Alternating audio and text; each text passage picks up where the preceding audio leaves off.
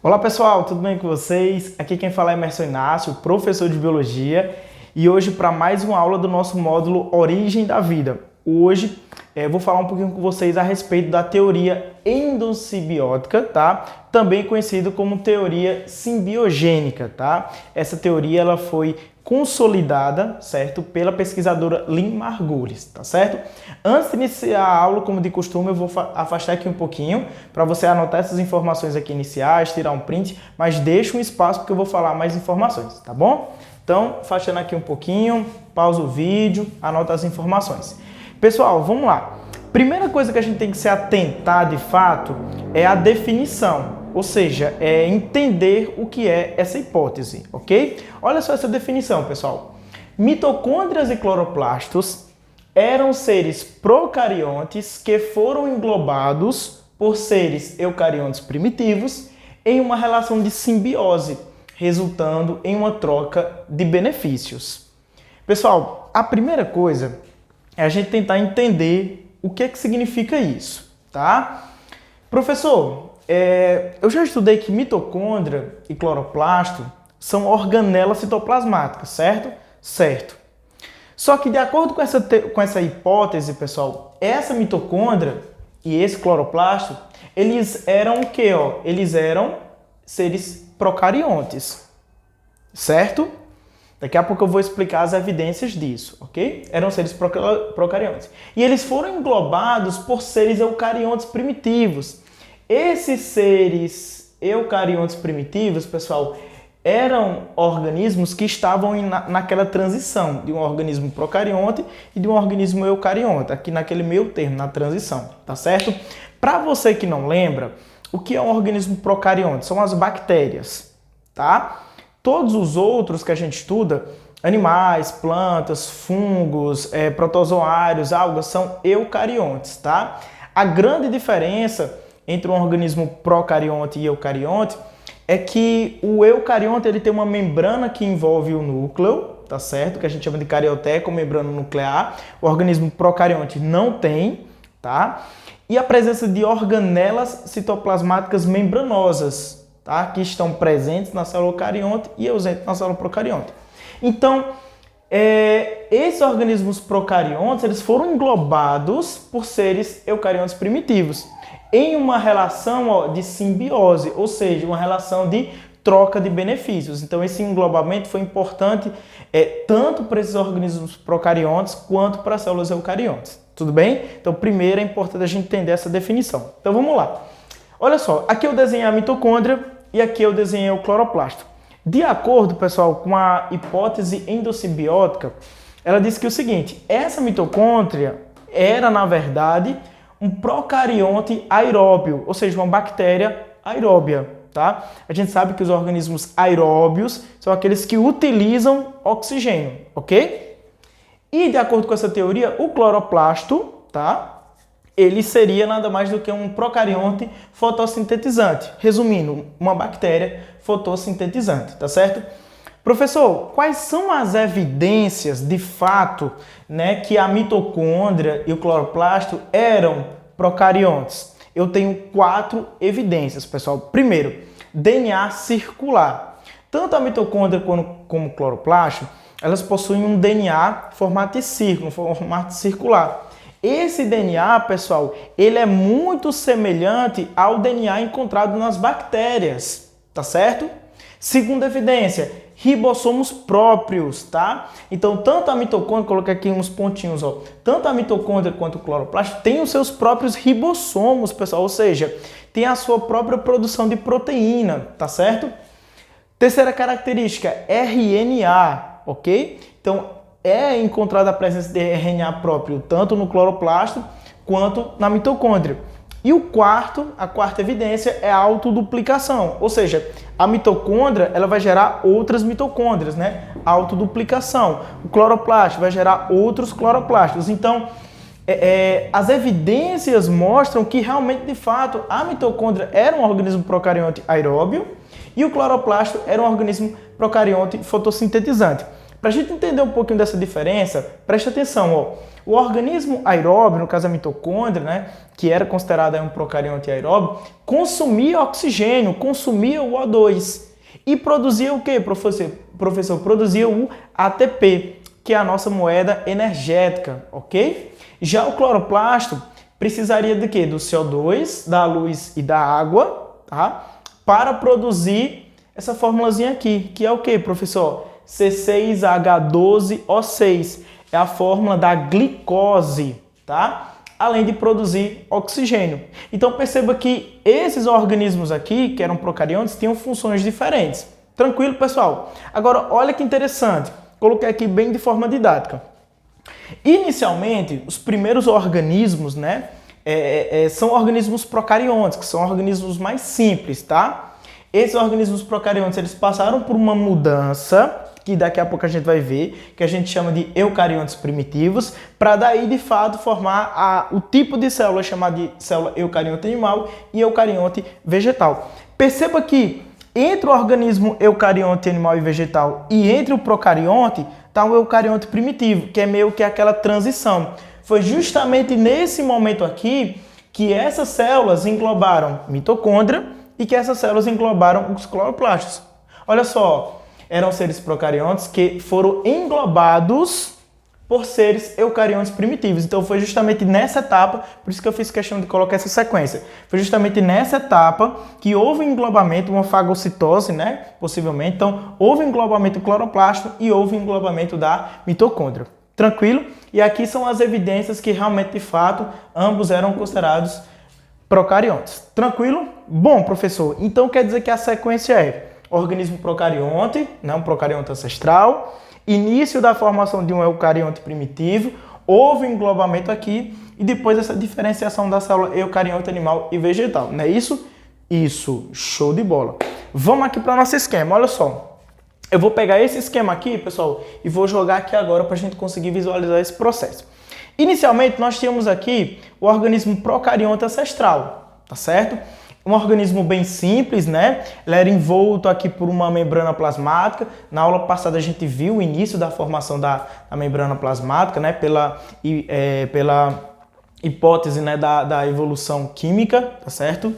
Bom, membrana plasmática e o seu material genético. Ou seja, era basicamente isso. É uma célula bem simples, um organismo bem simples. Como começou essa transição do procarionte para o eucarionte primitivo? A partir do momento em que esse organismo ele começou a se adaptar aos locais, né, a condição ali de alimento, disponibilidade de nutrientes, dentre outros. Então, esse organismo ele foi se adaptando, foi sofrendo algumas alterações e a primeira alteração estrutural que realmente trouxe um impacto para essa célula foi a formação de invaginações na membrana plasmática. Ou seja, essa membrana plasmática, ela foi se invaginando. Aqui, por exemplo, aqui nós temos a membrana, né? Ela retinha. E ela foi começando a sofrer, ó, invaginações. Ela foi se invaginando. E assim, de uma certa forma, essa invaginação trouxe alguns benefícios para essas daqui. Então, esses procariontes iniciais, né, que começaram a sofrer invaginação, tiveram mais vantagens do que esses procariontes que não tinham essa invaginação. Ah, professor, qual seria a vantagem, né, desse organismo procarionte aí fazer essa invaginação? Mais trocas, né, de nutrientes com o ambiente externo, tranquilo? Então essas trocas de nutrientes, de substâncias, foi intensificada, ficou melhor quando essas células começaram a sofrer essas invaginações aqui na membrana plasmática. A partir dessas invaginações, pessoal, chegou um tempo em que essa invaginação ela se descolava da membrana plasmática e formava um pequeno compartimento. Compartimentos esses que seriam aí, teoricamente, né, o início da formação das organelas citoplasmáticas, tranquilo? Então, depois dessa invaginação aqui da membrana plasmática, essas estruturas se deslocaram, né? Soltaram aí da membrana e formaram esses pequenos compartimentos. O interessante é que esses compartimentos, eles meio que foram envolvendo ali aquele material genético, né? E foram formando o início da formação do que nós chamamos de carioteca. também conhecida como membrana nuclear. É uma característica que vai diferenciar, né, o organismo procarionte do organismo eucarionte. Então, essa fase aqui inicial, pessoal, é o organismo eucarionte primitivo. Ou seja, ele nem é o procarionte, porque aqui já começa a aparecer a carioteca, já começa a aparecer a formação dos primeiros compartimentos, tá? Mas também não era aquele eucarionte que a gente conhece hoje. Então, era aquele meio termo, era aquela transição. Tranquilo? Bom, pessoal, então, como é que a gente vai diferenciar inicialmente um procarionte de um eucarionte primitivo? O eucarionte primitivo tinha a presença de compartimentos, o citoplasma era compartimentado, tá? Justamente por essas invaginações da membrana plasmática. Tranquilo? Bom, pessoal, foi justamente nesse momento, nesse ponto aqui, ó, que por fagocitose, possivelmente, né, essas células iniciais, elas englobaram a mitocôndria e o cloroplasto. Vamos com calma, presta atenção aqui, ó. Inicialmente, essa célulazinha aqui, ela englobou a mitocôndria, ela pegou a mitocôndria. Essa mitocôndria entrou para aqui dentro, tá? Não foi digerida, né? E permaneceu dentro dessa célula aqui, essa mitocôndria. Tranquilo? Bom, professor, qual era a relação de benefício? Porque na definição tem dizendo, né, que houve uma troca de benefício. Pensa comigo. Quando essa mitocôndria entra para aqui dentro, o que é que essa célula vai oferecer à mitocôndria? Abrigo, ou seja, proteção, certo? Então, essa mitocôndria ela vai ficar protegida aqui dentro. Tranquilo? Beleza, professor. Então, a mitocôndria tem abrigo, tem proteção. E o que mais, professor? Ó, lembra que a mitocôndria... Deixa eu pegar o pincelzinho aqui. Ó, lembra que a mitocôndria, pessoal... Opa, pronto. Lembra que a mitocôndria, ela precisa de quê para produzir o ATP? O gás oxigênio. Então, essa célula, a função dela era justamente captar o oxigênio, tá? Para quê? Para que essa mitocôndria ela produzisse o ATP. Então, olha a troca de benefício. Essa célula dava abrigo e proteção para a mitocôndria e o oxigênio, né? E a mitocôndria devolvia para a célula o quê? A mitocôndria devolvia para a célula ATP, que é a moeda energética, ou seja, energia. Então, era uma troca de benefício. Olha que bacana, né? Olha que legal. Então, uma ajudava a outra. Tranquilo? Só que aí, pessoal, essas células que manteram só com a mitocôndria, sem o cloroplasto, só a mitocôndria, elas vão ser chamadas de células eucarionte animal, tá? Logicamente, pessoal, que aqui não é a célula animal, é um animal de fato, tá? Mas o termo célula eucarionte animal é um termo que é utilizado para um tipo de célula, por exemplo, de um animal, de um fungo, tá certo? De um protozoário, tranquilo? Então é um termo geral aqui, tranquilo? Só que aí, pessoal, alguns ficaram só com a mitocôndria, beleza, foram se adaptando, se modificando, tá? E pararam por aqui. Outras células, pessoal, receberam também a mitocôndria, né? A mitocôndria aqui também, da mesma forma, ó, produzindo ATP, recebendo oxigênio, abrigo, proteção. Só que nessa célula aqui, além da mitocôndria, o cloroplasto também foi, ó, fagocitado, foi englobado, tá? Ó, endossimbiose, ó, dentro, tá? Foi englobado para dentro. Quando esse cloroplasto entra para dentro, o que é que essa célula oferece ao cloroplasto? Mesma coisa, abrigo e proteção. Além disso, pessoal, essa célula ela vai possibilitar ao cloroplasto o quê? O CO2, né, que estava disponível, a luz e a água. E o que é que o cloroplasto vai devolver para a célula, pessoal? O cloroplasto vai devolver a glicose, ou seja, alimento, tá? E também vai estar produzindo oxigênio. Olha só, produzindo oxigênio que essa outra célula vai utilizar também. Inclusive, essa mitocôndria aqui também vai utilizar. Ou seja, aqui também é uma troca de benefício. Naquela célula, pessoal, que além da mitocôndria foi englobada, né? Também englobou o cloroplasto. Essa célula a gente utiliza o termo de eucarionte vegetal. Para esse padrão de célula, a gente vai trabalhar com plantas e algas. Tudo bem, pessoal? Bom, então vamos só revisar o que a gente viu hoje, ó. Hipótese endossimbiótica fala que mitocôndrias e cloroplastos eram seres procariontes, que foram englobados por células eucariontes primitivas, né? Células que estavam aí naquela transição. A primeira característica que começou a diferenciar um procarionte do eucarionte foram essas invaginações e a formação de compartimentos internos, tranquilo?